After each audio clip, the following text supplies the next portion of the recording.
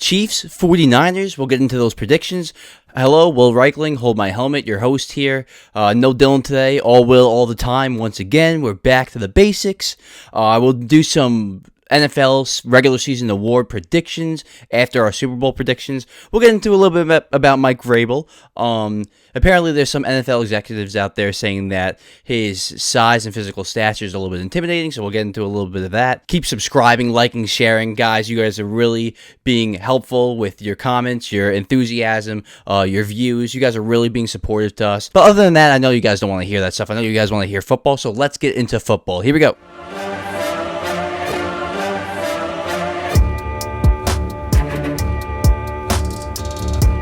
So in a way, this is kind of a rematch of the 2019 Super Bowl with the Chiefs and 49ers, and there's a few key differences here. Number one, the biggest difference, no Tyreek Hill. Tyreek Hill is not in this game. That's a big, huge loss for the Chiefs, but they've shown to be fine even last year without him. So Brock Purdy instead of Jimmy Garoppolo, so we got Brock Purdy in there. Brock Purdy is definitely an upgrade from Jimmy Garoppolo in my opinion, so we'll see how that works out for them. Brandon Ayuk, I'm pretty sure, wasn't on this 49er team. Christian McCaffrey definitely wasn't on this 49er team. Kittle was there. Debo wasn't as bona fide of a star as he is now. So there's a few key differences here in this matchup here. Still like Kelsey. Pretty sure you still like Chris Jones. So Patrick Mahomes against Brock Purdy. Andy Reid against Kyle Shanahan. What will happen and what are my predictions? It's hard to bet against Patrick Mahomes, so I'm just going to leave it at that right there. I'm going to go with the Kansas City Chiefs. Can you really bet against Patrick Mahomes? Every time I do, he proves me wrong. So I think they have the better defense, Kansas City. I think they have the better quarterback, obviously. I think they have the better head coach. I love Kyle Shanahan, but Andy Reid's one of the best head coaches of all time. I mean, he's the best head coach in the league right now, Andy Reid. Hands down, Andy Reid's the best head coach in the league. So you got them beat at head coach, you got them beat at quarterback, you got them beat on defense, and you run the ball effectively. The 49ers defensive line is very, very overrated. That trade for Chase Young has proven to be a waste of a trade. I'm hearing talks that he might get benched in this game. So that's kind of crazy. Think about it. This guy was a second overall pick. Now, one of the best teams in the league is talking about benching him. So that's how bad this 49ers defensive line has been. Nick Bosa has stepped up the past couple games, but you have some players getting old in that line, and you also have some players underperforming. I would argue that their secondary is better than their defensive line. Isn't that crazy to say? A couple of years ago, it was the complete opposite. So it just shows that how bad this defensive line has been playing. Yes, they have the best linebacker duo in the league with Warner and Greenlaw. Yes, absolutely. But this defensive line, I mean, are they going to be able to stop Pacheco? Because he's been running all over teams, and you saw what Detroit did to them last week. So I really think Kansas City is built for January. They run the ball effectively. They play defense, head coach, quarterback. That's what wins in January, in my opinion. If there was a offense to stop this Chiefs defense, it would be the 49ers offense. But I just think these cornerbacks are really good. Other than like my New York Jets, can you really name a team with a better cornerback duo? McDuffie is a all-pro, and L'Jarius Sneed is very, very underrated. That knockout he had on Flowers last week was huge. So this guy makes plays constantly like that. He's always punching the ball out. So you got two really good corners. You got really good linebackers. Bolton would have been defensive MVP of the Super Bowl last season, if that was even a thing. And that defensive line, Chris Jones, I mean, that says it for itself. You saw last week against Baltimore, putting the pressure on Lamar. So I really think the Kansas City Chiefs defense prevails here. I don't think Brock Purdy plays terribly in this game, but I do think he gets a little flustered by this Chiefs pass rush, and I think their secondary, especially their corners, is going to be playing lockdown. Now, on the other side of the ball, Kansas City's offense, I think they're going to be able to run the ball pretty effectively here. I mean, I've seen San Francisco's defensive line get kind of pushed over. I've been seeing them all players get pushed over, and the offense has started slow for San Francisco in the last two playoff games against Green Bay and against Detroit. But then they kind of pick it up in the second half, and the defense kind of holds in the second half a little bit, but they've started both playoff games off very, very poorly. I don't know if you let the Chiefs get off to a quick start here, they're going to hold on to that lead the entire game. I mean, that's just kind of what they've been doing. They did it against Miami. They did it against Baltimore. Buffalo was kind of back and forth, but Miami and Baltimore, they kind of controlled both games all the way through. So they're very good with a lead, the Kansas City Chiefs. You know, they're not that team that's going to come back from 25-30 down like they used to, but this is a team that can hold the lead, run the ball, play defense, great, smart quarterback. And I think that's a lot. Mahomes, everyone's always talking about his no-look throws to sidearm while falling down on his feet, but I think there's something to be said about Patrick Mahomes hitting all his layups. Some quarterbacks hit all the wow plays but don't hit their layups. Josh Allen. But Patrick Mahomes hits all his layup throws. He never misses a layup. And there's something to be said about that, because there's quarterbacks that never miss a layup but never make the wow plays. And then there's quarterbacks that make the wow plays but always miss the layups. So you got the perfect balance there, Patrick Mahomes. He hits his layups and he makes 1-2 big plays a game. That combined with your running game and that defense, that can win you a Super Bowl here. That can definitely win you a Super Bowl here. Now, on a side note, if they win the Super Bowl here, does Andy Reid retire? He's getting up there in age. I know his health is, at this point, is going to start declining. I mean, it's inevitable when you get that far up there in age. The thing is, if they win, it definitely would be a possibility, because, what else does he need to accomplish? That would be his third Super Bowl. That would be his fifth Super. This is his fifth Super Bowl trip, I'm pretty sure. This would be his third Super Bowl title if he wins it. What else does he have to prove? It's tough though, because he could leave and they could win 5 more Super Bowls, or he could stay and they could never win again. So it's really kind of tough to gauge how these things really. When's the perfect time to leave? There's never really a perfect time, because you never really know what's going to happen down the horizon. But if he leaves, hear me out, guys. I know a lot of people crap on this guy. Hell, people say this, he's just goddamn incapable. But I guarantee the Kansas City Chiefs would hire Matt Nagy as their head coach if Andy Reid left. Hear me out. Mahomes swears by the guy. He swears by him. And let's not forget, he brought Mitch Trubisky to the playoffs. Pretty sure they won the division one year. So, I mean, could he really be that terrible? Because we see Trubisky on the Steelers, and it's not good. So, I think Matt Nagy's a little bit better than what people are giving him credit for. I've also heard some things like, could Bieniemy go back there? I think they really like Matt Nagy in that building. I've heard this since before he left. He did well there. When he came back, look at his offense. They don't have a lot of weapons, and he's still kind of getting it done. So I think, Andy Reid's really the mastermind, the play caller, but Matt Nagy has a heavy influence on this offense too, in my opinion. So, and Patrick Mahomes loves the guy, swears by him. So you don't think that Patrick Mahomes would be putting in his word if Andy Reid retires to make Matt Nagy the head coach? Don't forget, Eric Bieniemy and Patrick Mahomes had some moments where they were fighting on the sideline at times. Not saying they hate each other, not even saying they dislike each other. They probably love each other, but I think Mahomes has a better and stronger relationship with Matt Nagy than he does with Eric Bieniemy. So that's something to watch out for, because, no one wants to see a legendary head coach at the top of his game retire, but it could happen because age is always a factor. There's always life always comes to play here, because we're human. The common sense physics, the body's going to wear down. It's a very stressful job, head coach. It's a day and night gig. You hear some head coaches skipping Thanksgiving dinners with their family to scheme for Sunday or even for their Thursday game. So it takes a very long toll on the body. Head coaches like Pete Carroll don't really exist out there. 70-year-old head coaches that are just so energetic. Bill Belichick's not. I mean, I don't think he's in the worst shape for his age, which is around Pete Carroll's age. But he's not energetic like Pete Carroll, bouncing around. Pete Carroll reminds me of Tigger and Winnie the Pooh, just kind of bouncing around. Kyle Shanahan, if the Niners lose this game, is he a failure? Let's not forget, Matt Ryan. Look, he made Matt Ryan MVP. They had a top 10 offense in the NFL history on the Atlanta Falcons that one season, in 2016, I'm pretty sure it was. They get to the Super Bowl, 28-3. I know no one's ever going to forget that. Kyle Shanahan lost that Super Bowl. He lost his first Super Bowl as head coach with Jimmy Garoppolo and the Niners, also having a big lead. Not as big as the Patriot game on the Falcons, but pretty big lead. And now it's going to be his third Super Bowl. So if he loses here, are people going to say that he chokes in the big moment? I don't necessarily think so, because we have to think about it like this. He brought Matt Ryan, Jimmy Garoppolo, and that Brock Purdy to the Super Bowl. These were his quarterbacks. Let's erase the offensive coordinator here. Let's just talk about when he's been head coach. He said Jimmy Garoppolo, Trey Lance, Brock Purdy, C.J. Beathard at one point. The fact that he's in his second Super Bowl with this group of quarterbacks, we always talk about how you need to be elite at quarterback to even have a shot at making a Super Bowl, even sniffing a Super Bowl. The fact that, look, I know their roster stack. I understand. John Lynch has done a great job, but I'm pretty sure he played a role in that too. But anyway, side note. Brock Purdy, he's good. Top 16 quarterback, in my opinion. Probably top 12, 13. Top 10, I don't know. Maybe that's pushing it, but he was top 3 in every category this year. I can't deny that. So, don't you think Shanahan plays a role in that? Don't you think Shanahan played a role in Garoppolo? Look at Garoppolo now. He was terrible this season on the Raiders. Terrible. Completely terrible. And C.J. Beathard, Nick Mullins had some moments on the Niners, and then they go other places. You never hear of them again. I mean, Mullins, he's a turnover machine. So, but Shanahan, I feel like in a way, with his running system, and it kind of puts a lot of ease on the quarterback, which sets the quarterback up for success. And Brock Purdy is perfect in this system, but he's perfect in this system because Kyle Shanahan allows him to be perfect in this system.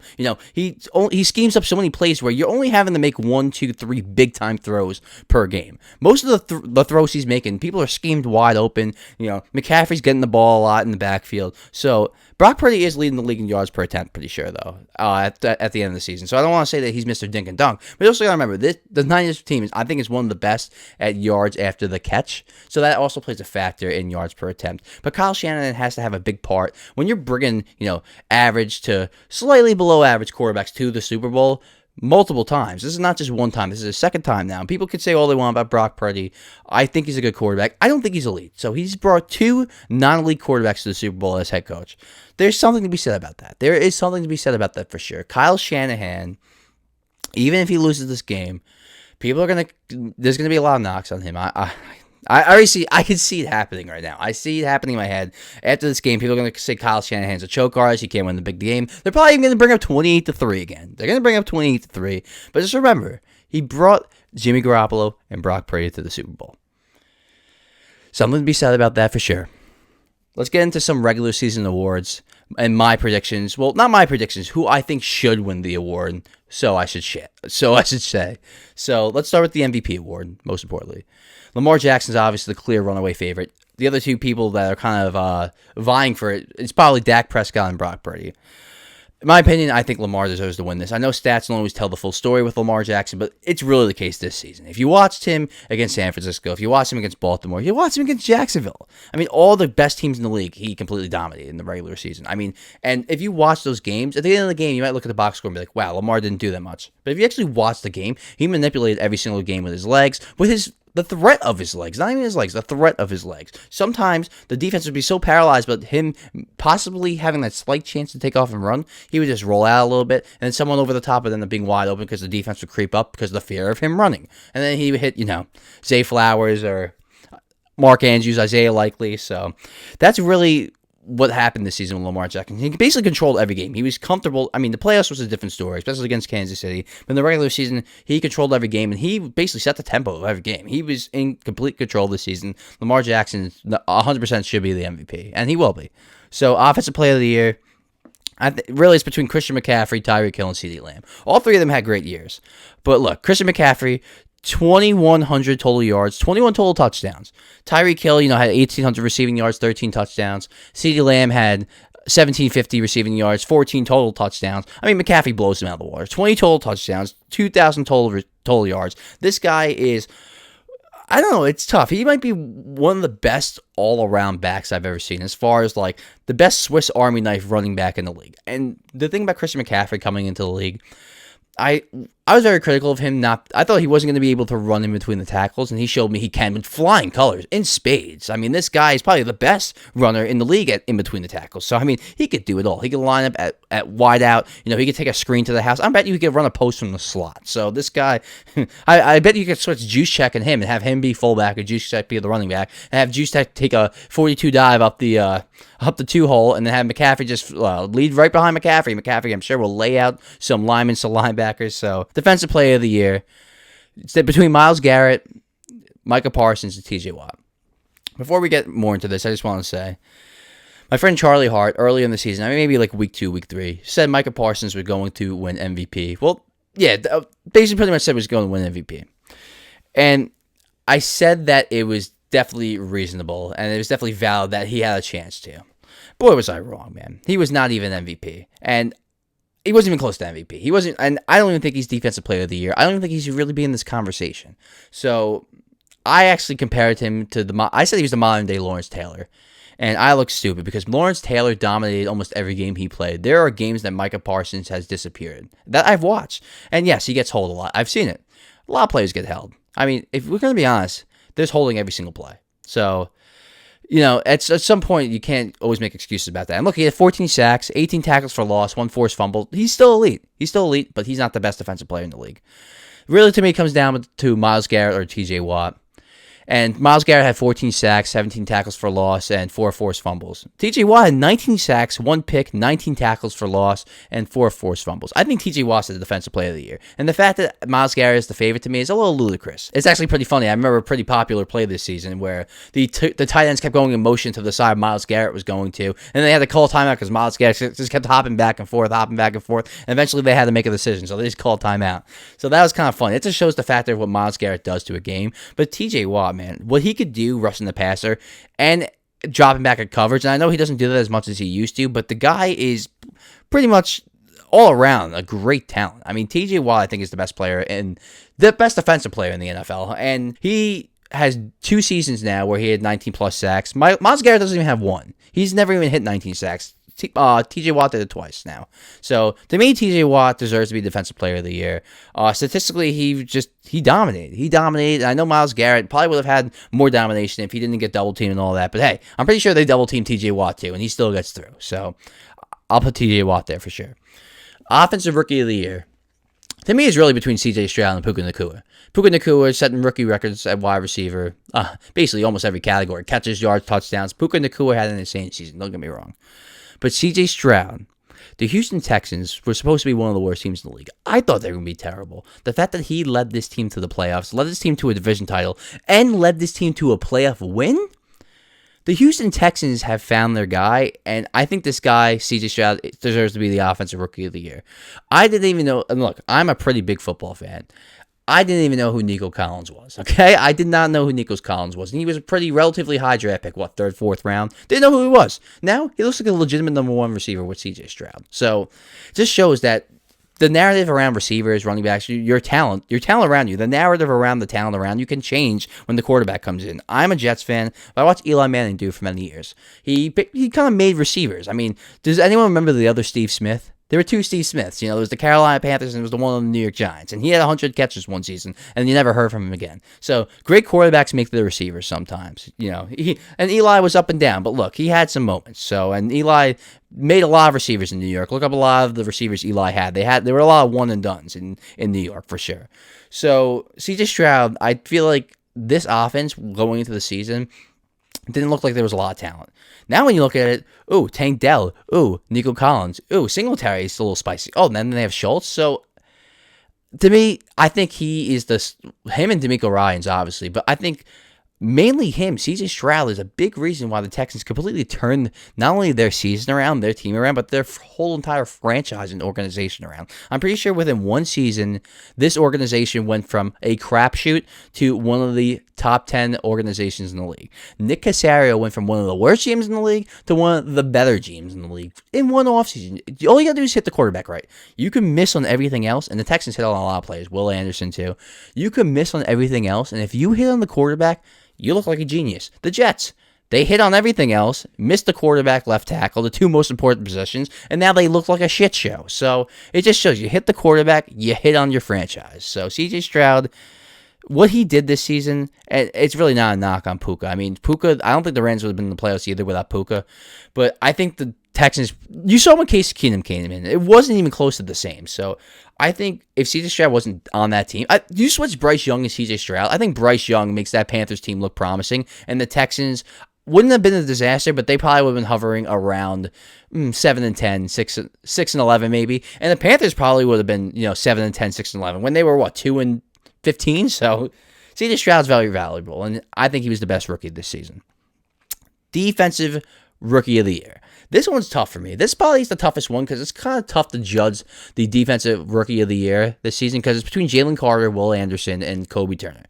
Jalen Carter, defensive tackle. He had 6 sacks, 8 tackles for loss, 2 forced fumbles. Will Anderson had a promising rookie season. He had 7 sacks, 10 tackles for loss. Kobe Turner, nose tackle. This guy's a nose tackle. Don't forget that.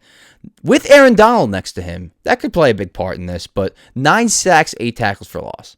To me, Kobe Turner is the Defensive Rookie of the Year. I mean, as a nose tackle getting 9 sacks and 8 tackles for loss, this guy is pretty underrated, man. And I heard some flash about this guy at the end of the season, but I didn't realize how dominant he was at nose tackle. Put him and Aaron Donald next to each other, oh my God. That defense, it really improved this season. It really did.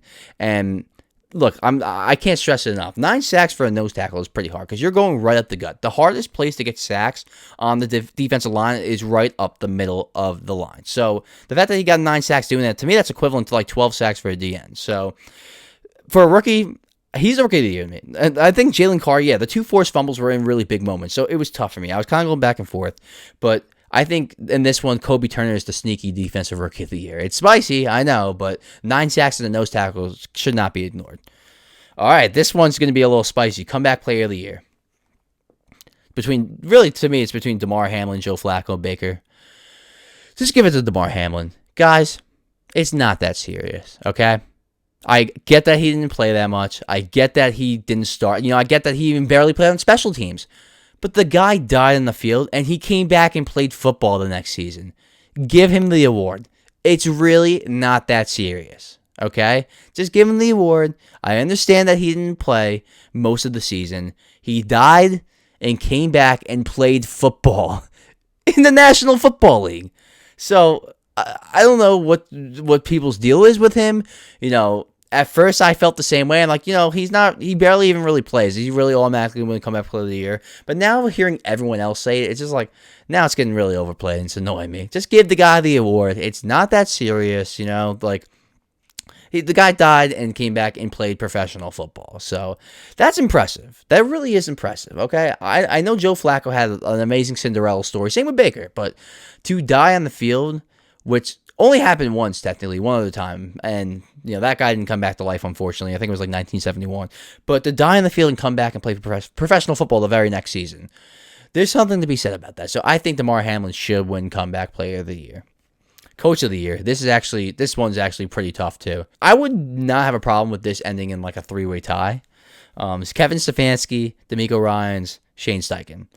All 3 of those coaches had some either like a young quarterback or a backup quarterback or a quarterback carousel. In Kevin Stefanski's situation, he had 4 quarterbacks. Technically 5 because you had one in the last, but I won't count that because that was kind of garbage time. You solidified your 5th seed. So 4 quarterbacks. And he won 11 games, made the 5th seed. So I get that that's impressive. Shane Steichen, Gardner Minshew, almost made the playoffs with Gardner Minshew. Really turned that Colts organization around in one season. They were kind of a disaster last season, and now they look like they have a lot going for them. But DeMeco Ryans, it's a similar thing to C.J. Stroud. I thought they were going to be one of the worst teams in the league. The fact that they won their division and won a playoff game, I think DeMeco Ryans is Coach of the Year. What he did to that organization, just for example, this is one small aspect of the entire picture of this Texan team. They were one of the worst rush defenses in the league the last couple seasons. He immediately turned that around. They were a top 3 unit in the run this season on defense. The fact that he can immediately turn something around like that just by, his presence. And yes, you got Will Anderson, you got some players on defense that are starting to step up. But just him, his philosophy, his mindset, his belief. These guys have belief. When you have a belief in your coach, and you have a quarterback that can play, you're going to go far. So I see this Houston Texan team next season as being a legitimate contender to make it to an AFC Championship game. I won't say legitimate Super Bowl contender because they're going to have to add a few pieces still. But they were already 1 game away for the AFC Championship game. So I definitely think that I think they're favorites to win the division next season. And I think that they can win 2 playoff games next season. So DeMeco Ryans, the fact that he, this organization, like I said, Nick Caserio looked like a joke. This whole team looked like a joke after the whole Deshaun Watson debacle, Bill O'Brien trading DeAndre Hopkins for David Johnson straight up. A lot of crazy things happen. But immediately, you hit on the head coach and the quarterback. Now the GM looks like a genius. I said quarterback and tackle. It's really head coach, quarterback, and tackle. As a GM, you hit on head coach, quarterback, and tackle, and you miss on safety, linebacker, even corner or guard. You're going to be fine if you hit on the quarterback and head coach. And they already have a tackle in Tunsil. So, but DeMeco Ryans, just that rush defense aspect, how they went from one of the worst to immediately top 3 unit. That alone just shows the impact he had on this team. So. I think these guys believe in him. I know what Stefanski did was really impressive. It was very impressive. But, they had established players on that team. This Texans team, we didn't know what this was going to be. We didn't think these players were talented, if that makes sense. Stingley, the jury was still out. Nico Collins, again, didn't know who he was. You had players on that team that you didn't really know if it was going to pan out. The Browns had players where you're like, okay, you have players. You have Myles Garrett. You have Nick Chubb. You have Amari Cooper. We didn't know what the Texans had, and DeMeco Ryan solidified them. So there's something to be said about that. So those are my who I think deserves to win regular season awards for the NFL. So let's get some things around the league. I heard some anonymous NFL executive made a statement basically saying that Mike Vrabel, apparently, it's possible that Mike Vrabel intimidated some NFL executives with his size.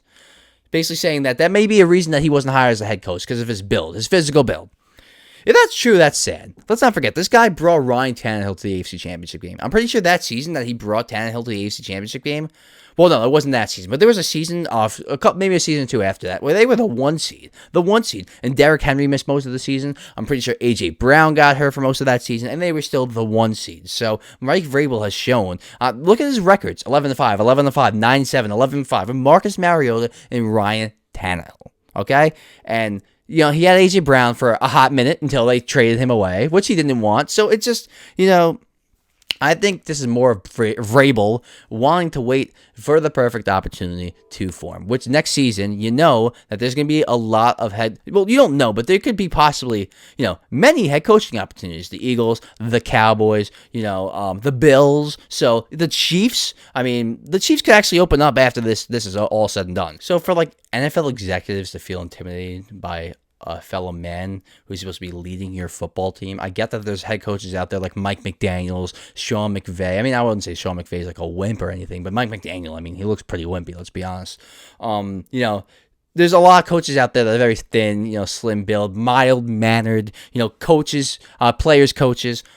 Mike Vrabel's a player's coach, don't get me wrong, but he's not any of that. He's tough, aggressive, he demands respect when he comes into the building, and if you don't want that as your head coach, man, then maybe you don't deserve the win in this league. So we're here, guys, Super Bowl, Chiefs, Niners. It's going to be exciting for sure. Patrick Mahomes has a chance to solidify himself as one of the best quarterbacks of all time. He already is, but I think he's already top 5. He could enter that for a lot more people if he wins this game. And Brock Purdy could enter the conversation of, does he get a big contract if he wins this game here? Look, you got to go out there and you got to play, man. And this Niners defense has struggled. This Chiefs offense has struggled at times. So this is going to be a contest of who really wants it most, because there's Niner players that have been waiting for this for a long, long time. There's Chiefs players that have had this for a long, long time. So who prevails, the experience of winning or the desire to win? We will find out next week. See you.